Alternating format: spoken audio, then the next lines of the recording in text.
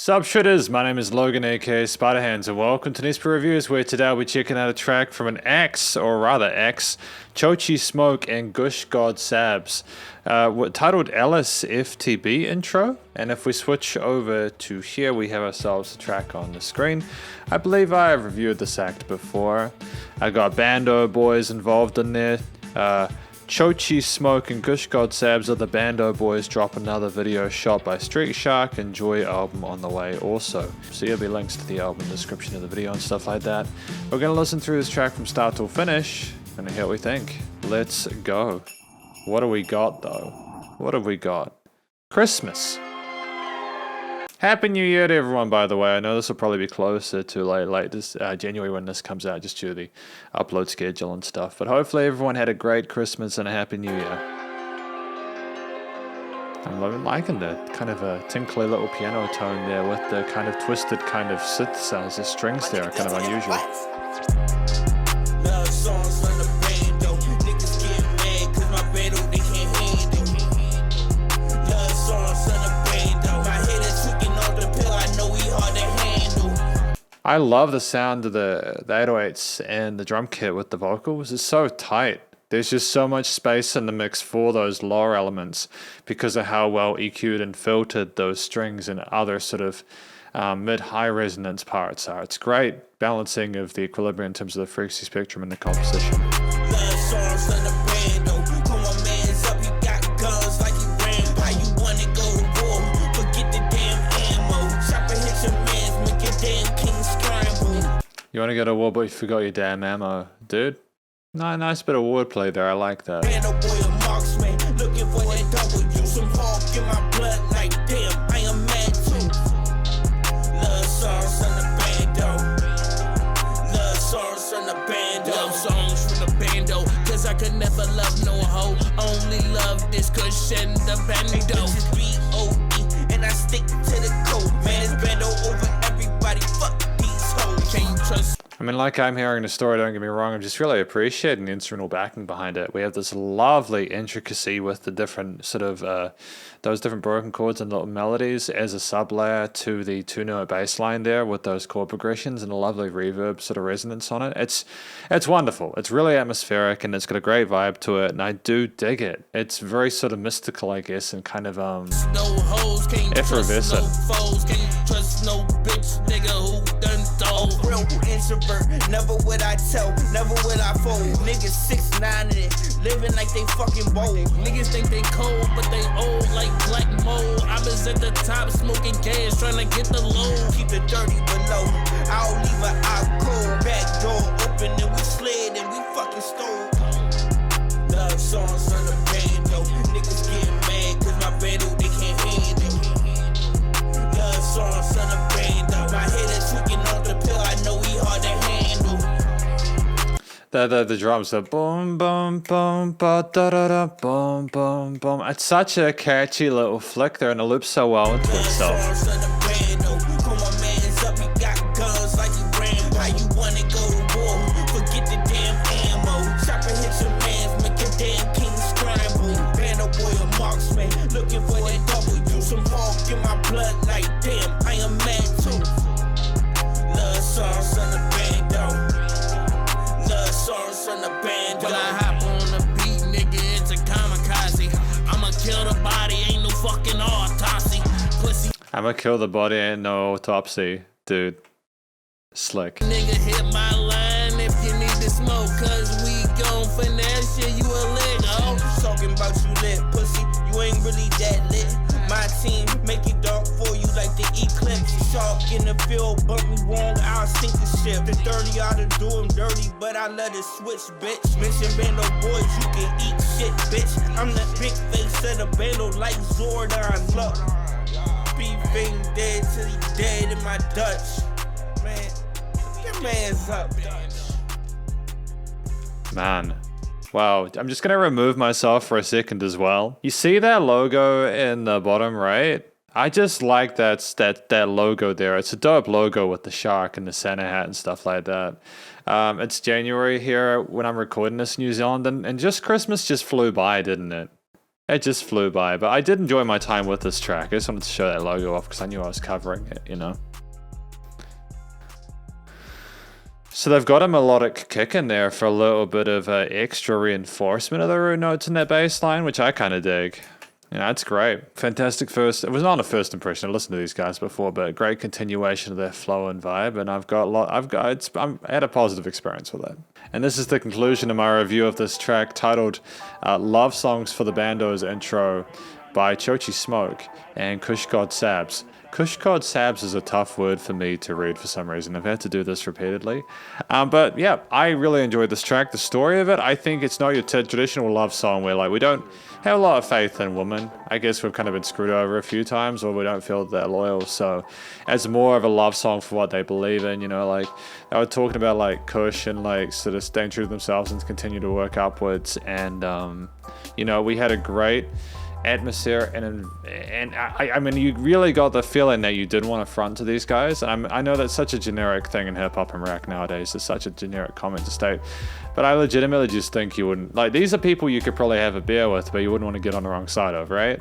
That's my interpretation of these two. They've got a great flow to them. Both are really, really competent rappers. Slightly different styles, slightly different textures and timbres to their voice. So you can tell who's who really well, and I like that. Sometimes when you get a collaboration and the rappers are too similar, that's not a good thing, because you have a problem where you can't tell who's doing what. You need to have contrast between the voicings in order for the collaboration to encompass more than one area, and I think that Chochi Smoke and KushGodSabs totally nailed that, you know. I think that the way they rapped exemplified parts of the lyrics really well. There's a little bit of wordplay again, like that you forgot your ammo when you're going to war or something long. You want to go to war, but you forgot your ammo. I think that was what it was, you know. You just get the feeling that these guys thought out the story really, really well. They've got a sort of a direction they wanted to head with it, and they're trying to reinforce that and kind of dig their heels in a little bit to kind of keep that going. And again, with this upcoming album, again with links in the description and stuff like that, it's just really exciting. It's really exciting. I'm really happy for them. They seem like they've got a polish to the way they rap, a finesse to it. They were talking about finessing with it and stuff like that. I think they can back that up. The words did come through clearly, and you know, the flow was smooth, and there was variations to the rhythms of the words and stanzas and how they were spoken as well. A lot more sort of like variation in the verses, whereas in the choruses, obviously with the hook lines, you don't want to sort of switch them up too much, because you want the choruses to be more catchy and more sort of predictable, especially in this kind of music, which is totally fine, you know. It's not like we're doing like progressive death metal or something like that, and it's cool. I think that they nailed the vocal parts in the story. The theme behind it, I really enjoyed it with that 2-chord bass line and chord progression there, with lots of articulation with those different sort of string parts, with legato parts, pieces, and the pianos with the right hand playing little melodies and broken chord bits as a sub layer. I think they were really pretty and pristine, and the focus on the upper mids and highs made it sound like the snow that was falling down within the video. I think that we nailed the kicks and like the drum beats and the 808s as well. There was variation with this little cymbal hits, as well as really punchy kicks and snares there with a bit of a melodic bass tone there to go alongside the 808s and everything like that. Or maybe it's just the kick with the 808 perfectly in sync, I'm not sure. A bit rusty on that front, because I know some kicks do have an 808 built in, depending on the sample or something like that. But I think just with the variation of the notes that work with the root notes, we did have a dedicated 808 there. And just especially with the start, with things all kind of mid and upper resonance there in the frequency spectrum, you had that kind of eerie, kind of ghostly, ethereal feel, which was then centered and balanced out by not only the more of a focus on the vocals there, which were excellently filtered, but you also had, again, the kicks and bass kind of smoothing there to fill everything out, make the track sound huge. I suppose it's arguably more of a testament to the way that it was produced, mixed and mastered, but I will advocate for the fact that you really shouldn't need to do too much with the treatment of the sounds if you compose and arrange it correctly. If you have too much in one area, like too many instruments in one area, or they're not panned correctly, that is a detriment. You know, it doesn't matter how good it sounds individually, it's about how the individual unique elements of the mix sound within themselves, and that's just as much an arrangement and composition thing as it is a production thing. There was variation to how much we had of what. Again, there was staging, development, and additions and taking away throughout. I like the fade out at the end as well. I think that was nice and classy. And also at just under 3 minutes, we had like 2 choruses, the chorus opening up 2 hooks, and then we had 2 verses as well. I just think that was plenty of real estate within this track, but it was used incredibly well, and I don't think they should have done anything differently. I personally, well, actually, no, I say that. I would have maybe have loved for it to not have faded out. Or for like the theme itself to have faded out without the vocals fading out, because I'm not sure why we did have the vocals fade out with it. Was it just simply because I suppose maybe it's because I'm watching the video for it as well. Maybe it's because I'm watching the video and the video isn't necessarily fading out, but the audio is. I'm like, oh, okay. So is there like a dissonance here? Is there like a difference between expectations between audio parts of the audiovisual experience? I'm not sure. But in saying that, I do like the way that the video was shot, very professional. And the audio itself, along with the theme, was inherently interesting and matched, coupled well alongside the story and the vocals, you know. So it's just the production at this point, you know. And I think that it's sensational. It's nice and crisp. Again, you can also do the vice versa with the arrangement making the production easier, where things were nicely sort of filled and EQ'd, but also the instruments where they were playing and positioned made it easy to sort of separate them and diversify and keep track of everything. The samples that they used, the actual quality instruments, whether they were performed or recorded or, you know, used beat machines or whatever, they were great. And it's not just that, they added effects change to things like those strings and heavily sort of like got rid of the low frequencies and the pianos to make them kind of sort of spooky sounding. And the crispness of the vocals with the way they were articulated and presented, and a great presence in the mix alongside everything else because of how it was all notched. It was nice and wide in the stereo field as well, so lots of different unique elements just within that as well that kind of, again, kept this sense of continuity with it, whilst also allowing ourselves to appreciate everything in its uniqueness when it did come in or out.